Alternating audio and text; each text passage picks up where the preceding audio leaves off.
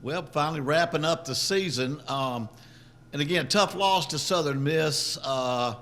Just wish we could have pulled off a victory in that last game. They did a little more than we did and got the win. But our players again played hard, and just not good enough to win that game. But it was hard fought, and like so many of our games now, we get to that point where it's a close win or a close loss. And it didn't happen. So 4-8 is not what I think any of us wanted. I mean, I try to see the positives always in our program, and the fact that this year our players did so much, so competitive in the conference nowadays. Now the teams we couldn't beat didn't come out with more wins, but it came out with I think a more positive feel about how our team can now play against the better teams in the conference. And now we just got to put our nose to the grindstone, recruit, see which players are going to leave in the portal, and start to build. But we knew this was not going to be an easy haul, but it'll be one we would get to. So we're kind of there now, and we got a lot of recruits coming in this weekend in the recruiting season, because signing date is December 21st.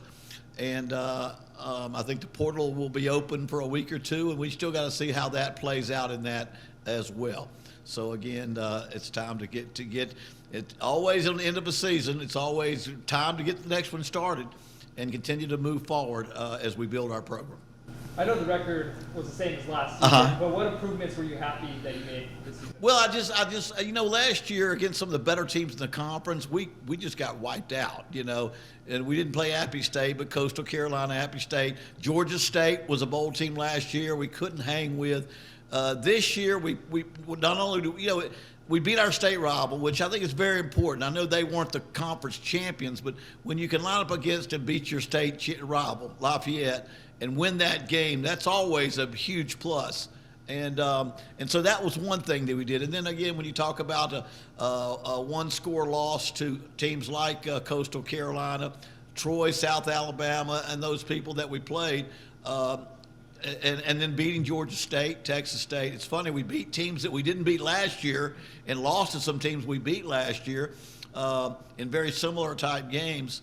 But I think the main thing is you always want to be striving to move forward as far as how our team is playing. So with 6 new coaches in our second year here, I just thought we were closer to where we want to be in regard to can we line up and play with and beat anybody in the conference. And I think as far as everybody that we played, there's not a team that we played against that we didn't feel like up until the last half of the last quarter we were in the football game with a chance to win. Losing Chandler Rogers to the transfer portal, what were your initial thoughts on that? What does that mean for the team moving forward? Well, you always hate to lose somebody in the transfer portal. I think that's just the way of the world with this portal. It takes probably some guys that don't play a little bit, and they look for a place to play, and the guys that play a lot look for another place to play as another challenge for them. And so it's kind of what you expect. It's almost like graduating seniors. You have a guy you didn't expect to graduate, or a guy leaves for the NFL draft early as a junior, and now you got to make preparations. But it's kind of it's the way college football goes. I mean, Chandler Rogers will find a new challenge for himself. I don't think anybody's going to do any better than him than Matt Kubik. The coaching job that Matt Kubik did to develop Chandler Rogers, I hope Chandler knows. I thought he had one of the best quarterback coaches working with him that developed him to put him in the position he is in now. But if you'll remember preseason, just weeks before the season opener, we were 1A and 1B at quarterback, and Jaya Wright was our 1B. And other than the fact that I thought Chandler was just a little more poised at that moment, you've got a guy now that was going to play a lot. He bruised ribs against Texas and couldn't play for the next 5 games. And then you kind of got into your season. But, he's now number 1. And that gives him a chance to do what I thought we'd probably do with him a lot last year as he traded time with Chandler. Because we like Jaya Wright comes in, having learned the system last year. Came in the same time Chandler did. And now you've got a guy that's a little faster, a little stronger, with a little stronger arm, and a little bit bigger physically. And we're going to put it in his hands. But you've got Malik, running backs that moved into the portal too. But I guarantee I got 3 running backs that are just dying, biting at the bit to jump in there and get a chance. I'm anxious to see Isaiah Phillips and Bennett Galloway and Hunter Smith, Zach Martin. We got some really good backs, and so I think that's just an opportunity for us. And I think some of those guys too. There's a chance to go back closer to their home and play close to home in their last years of college. That's fine with me. But I'm excited about what we've got. And when you're looking at guys coming in, you might see another running back or quarterback that wants to portal transfer into here to compete and give us some depth there. We will have some freshmen already locked up that are high school, but this might give us a chance to look into the portal as well and pick up a few yet. We'll have 12 or so recruits in this weekend, and we can't mention names, but we've got 12 really good recruits coming in with about 8 commitments out of those. You've been around coaching your whole life. What are your thoughts on the transfer portal as a whole? You know, it's a pain in the butt, to put it politely. It is what it is. It's free agency at the collegiate level. It's a hold in regard to roster management. It's not a nightmare, but it's just a whole new thing, because when you take a program over, and this is the 6th university I've been to, and you're building a roster, you've always tried to bring guys in. You get through a season, you get through spring, and you know where you are going into the summer. All of a sudden, January, you lose players now that could not have transferred before, and now you got to. Am I going to go out and find other people to replace those? And then we'll do this same thing over again at the end of the spring ball. There will be about a 3-week or a 2-week window where the portal transfer opens. So, is it the wrong thing for players? I don't know that I'm going to say that. Is it more difficult to manage? Absolutely, it's more difficult to manage. But I guarantee it, I know when I was a young football coach, when the season ended, I had about 3 or 4 weeks to see if I could get in the bigger league, if I wanted to go to the SEC when I was in a smaller college. So I think it happens a lot behind the scenes at the collegiate level, coaching and playing. But it's really caused a real change in football. And all of a sudden, you've got these things ready for the next season, and you've got to go back and reevaluate that. But really, nothing that can't be dealt with. And I've always told my coaches in regard to the portal and other things, we don't want to dismiss it. We just want to do a better job of managing it than the other teams in the conference. And that's the important thing. And it's also critical that we really address our facility situation. I mean, I know we're not where we want to be, and it's not going to happen overnight. But until we make our institution, from an athletic standpoint, as attractive as other people in our conferences, those kids are going to make moves to other, even kill other conference teams and other teams like that to find a place to go to. So we're working on that, just like this room here, what we've done here for the players with the player lounge. But I think we've got to continue to see this as a big picture issue at ULM, as we've got to continue to try to catch up with the Sun Belt in regard to our weight room, locker room, meeting room, and things like that these players, they see. Coach, announced all conference teams today, 2 second-team selections with Tyrone Howell and Devin McCormick. Talk about what those 2 guys meant to the team this year, and obviously it's big to have Tyrone coming back. Yeah, I mean, Tyrone, he came back and is excited about helping us build to the champion. Probably the most talented guy in our team, maybe one of the most talented in the conference. Well, he is one of the most talented in the conference. Devin McCormick, a great punter, did a great job, fine young man who will hope to get some shots and looked at in the NFL. But those 2 guys making the conference, all conference teams, various teams, second team, I believe, is a credit to them and the job that they've done in utilizing their talent. So again, I'm awful proud of them. Awful proud to have Ty Howell back, as I am of Devin McCormick, who came in the portal out of Alva Maria College in Florida, and it did 2 years of great job punting for us. And awful proud of them and the job that they did in representing our university. I know the season just ended, but what positions on the roster do you plan to fill? Well, we reached some depth at offensive line and competition. You know, we've got 5 guys coming back on the offensive line, but I've always felt at the offensive line where you've got guys that are usually smart, heady, football IQ guys. You need great competition, though, to make sure they're developing as much as they can, because I think with all 5 coming back, we still need players to jump in there and create some competition and make sure they either get replaced or they get pushed up. Well, I hope they do get pushed up to be the best they can be. That only comes with competition. So I think that's the key. We've got a couple of receivers because we lost some receivers. Defensively, I think is the biggest thing. I think where we have got to go out there and a little bit of everything, but you got to have a little bit of everything just to get to be a more athletic and a faster defense is one thing. I know Coach Koenig has been a coordinator a long time, including twice in our conference, and has been successful at it. And I think he senses, and I do too, that we just really need to make sure we improve as much as we can the speed of our defense and our ability to run, and that'll show up in run support as well as pass coverage. You mentioned Jaya Wright earlier. Uh-huh. How confident would you be moving forward with him if you can't find a transfer or a recruit that you like? Well, really, the transfer would just be to give us some depth now, because we have, I think Garrett Hable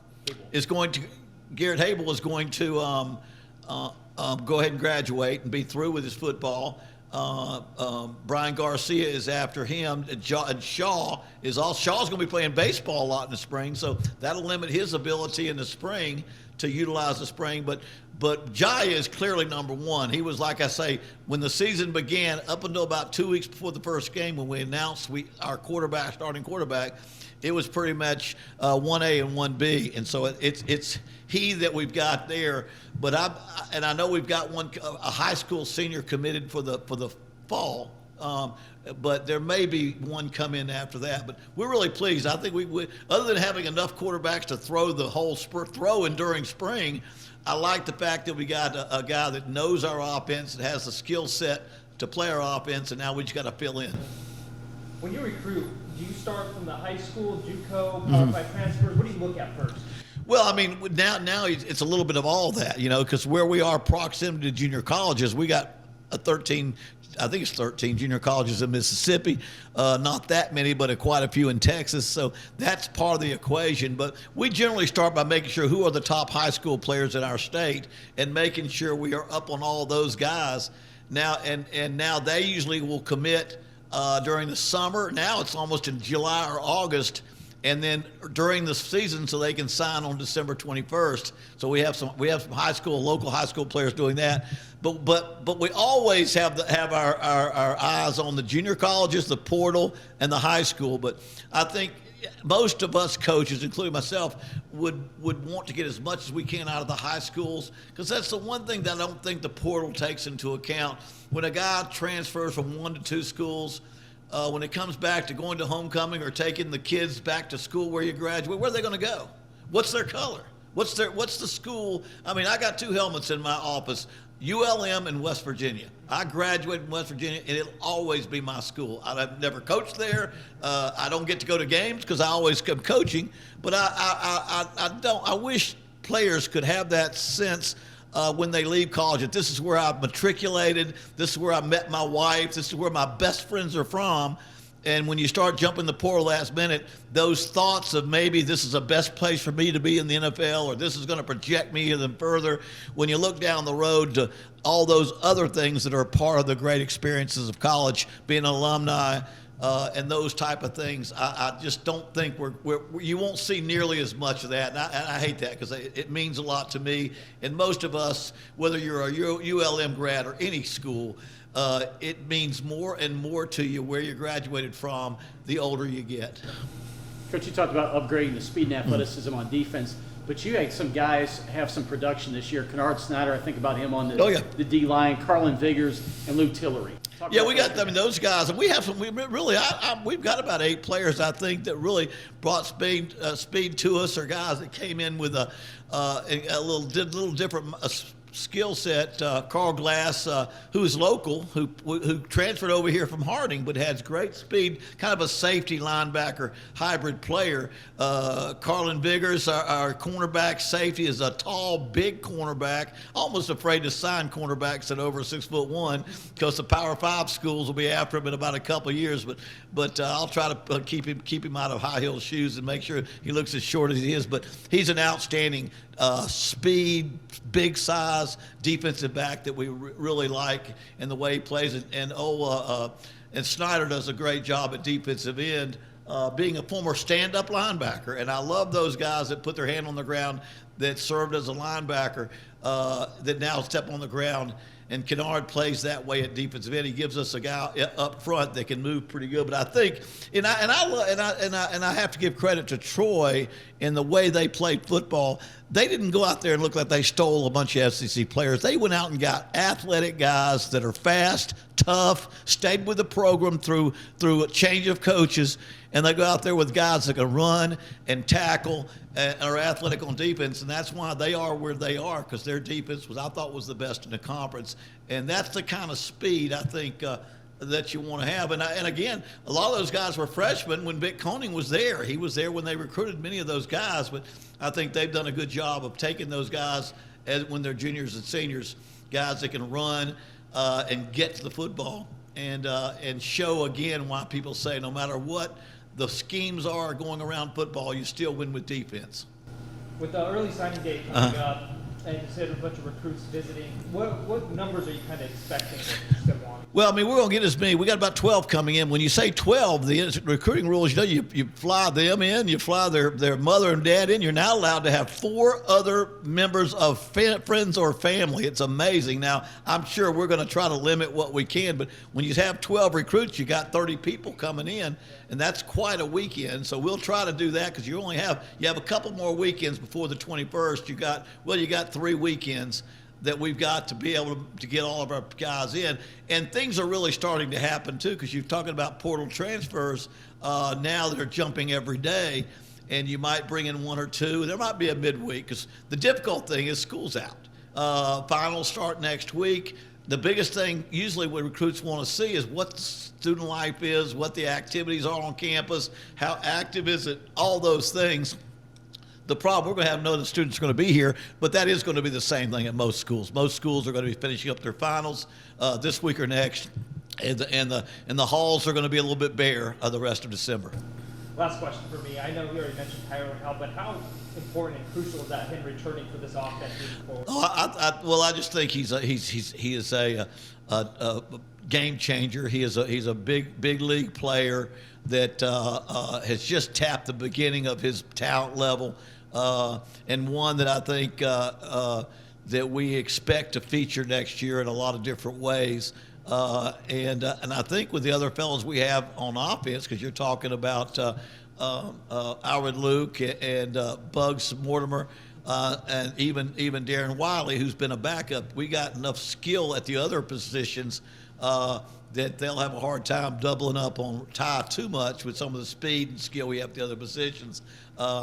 But he'll be a big part. And a punt returner, he can be a kick returner, a punt returner, and those type of things along with it. Now that you know what you got, you can spend a lot of time working on punt return to utilize his talent there as well. So, again, I think that'll be the biggest thing that we have to make sure we do.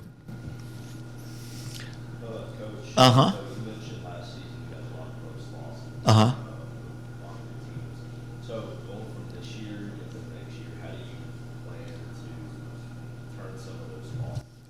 How do you turn those close losses into wins? You get better, I think, and I've said this before many times. When you go into a program and maybe at 0-10 like we were, and you didn't lead any ball game, and you got a lot of people exit the program, and you're starting over in a lot of ways. You've got to build your team up from where they lose big to when they lose close, then hopefully win close, and then win big. And I think you can't ignore any of those phases. Now, whether you're losing close or winning close, it's still the balance is still on the back side of that. So you just got to continue to get very good players, continue to get your players to buy in and believe in the program, and your coaches continue to train hard, and as these players get older, and you add other players, you can make that jump to that next level. But it's not a whole lot of difference between a 7-5 and a 5-7 team in Sun Belt. It's about that much difference, but it's not easy to do. When you take a team in the Sun Belt, like us, for example, and you're going to open up with a Texas and an Alabama, or you're going to open up with an Ole Miss and a Texas A&M like next year, one, you got to figure that's going to be a tough chance to get a win to start with, and you throw Army in with that. And you don't want to get anybody hurt either. But that's kind of part of the process that we do. But the biggest thing, continue to believe in what you're doing, continue to keep moving, get players into your system that can be a part of that, and just get better. Ultimately, players win football games. I do believe that a good staff, because I've got a very good staff, and I believe that a great coaching staff can help put those players in a good position to be successful. Most of the time, both squads have outstanding coaches, and it's going to be those players that ultimately are the difference in those close ball games.